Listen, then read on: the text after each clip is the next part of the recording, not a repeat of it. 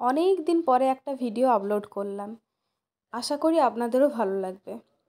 নমস্কার, আমি মৌসাতিস ক্রাফটস কর্নারে আপনাদের স্বাগত। এই যে কাজটা করেছি, এই কাজটা করে আমি তো খুব খুশি পেয়েছি। কাজটা আপনাদের সাথে শেয়ার করেছি। যদি আপনাদেরও ভালো লেগে থাকে তাহলে কমেন্টে অবশ্যই জানাবেন। যে ঠাকুরটা আপনারা দেখলেন নিতাই গৌড়ের যুগল, তো ওটা আছে আমাদের তুলসী মঞ্চের মধ্যে করা। এরপরে ঠাকুরকে তুলসী মঞ্চের নিচে বানানো হয়েছে ঠিকই, কিন্তু তা বলে খালি আমরা রাখি না, কারণ ঠাকুরেরও কষ্ট হয়। ওই জন্য ঢাকা দেওয়ারও ব্যবস্থা আছে, ওনাদের দরজা করা আছে।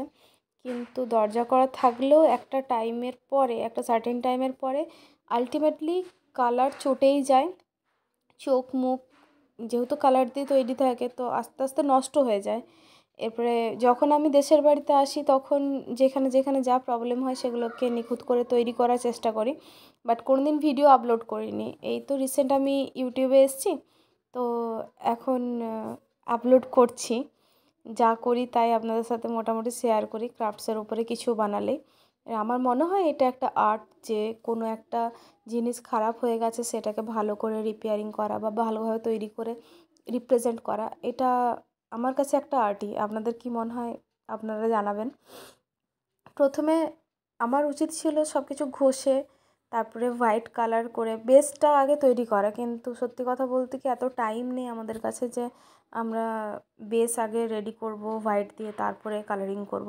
কারণ বেস করার পরে একটা সার্টেন টাইম রেখে দিতে হয়, যেটার পরে আপনি যখন কালার চাপাবেন তখন অসুবিধা হয় না। কিন্তু হোয়াইট দেওয়ার সাথে সাথে যদি আমি এই গ্রিন কালার বা পিঙ্ক কালার করতে যাই, গ্রিনের সাথে হোয়াইটটা মিক্সড হতে থাকে। এর কিছু জায়গায় মিক্সড হবে খুব বেশি করে, কিছু জায়গায় কম হবে, খারাপ দেখতে লাগে। আমি চাইছিলাম না, ওই জন্য যেটা কালার করা ছিল সেই কালারের উপরে স্টার্ট করে দিয়েছিলাম আমি কালার করা, কোনো ঘষা মাজা করিনি। কারণ যেহেতু একটু পুরনো হয়ে গেছে, ঘষা মাজা করতে গেলে হয়তো সিমেন্টের বেস দিয়ে তৈরি, মেবি কিছু কিছু জায়গায় ছেড়ে যাবে। এবারে ক্লে দিয়ে আমি বানিয়ে দিতে পারতাম, কিন্তু বললাম না সময়ের ভীষণ অভাব আছে, ওই জন্য বানাবার কোনো সুযোগ পাইনি। যাই হোক, আস্তে আস্তে ধুতির কালারটা করলাম দুটোরই। তারপরে প্রথমে তো পদ্ম দিয়ে শুরু করেছিলাম, পদ্মের কালারটা করলাম। পদ্মের কালার করার পরে দেখলাম বেশ সুন্দর লাগছে পদ্ম ফুলটা, দেখতে পেয়েছেন পদ্ম ফুলটাও সামনে থেকে একটু একটু ভেঙে গেছে। তারপরে ধুতির কালার করলাম, ধুতি আর পাল্লা করে তার বর্ডারটা রেডি করলাম। তারপরে ঠাকুরের পায়ে আলতা পরিয়ে দিলাম।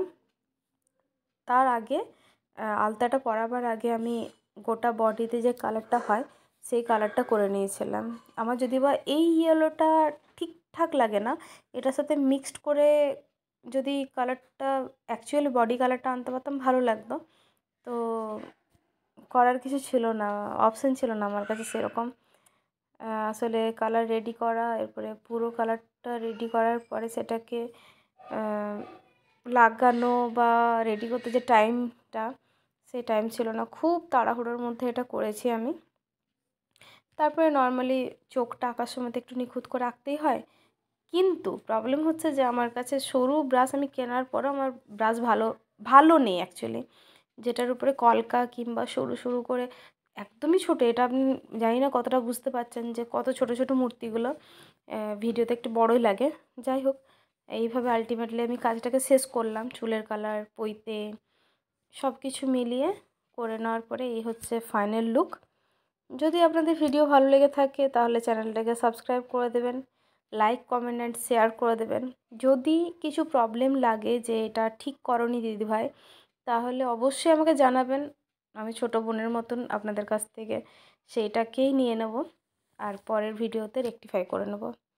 পরের কাজে অনেক কাজে লাগে। সবাই ভালো থাকবেন। Thank you. Bye by.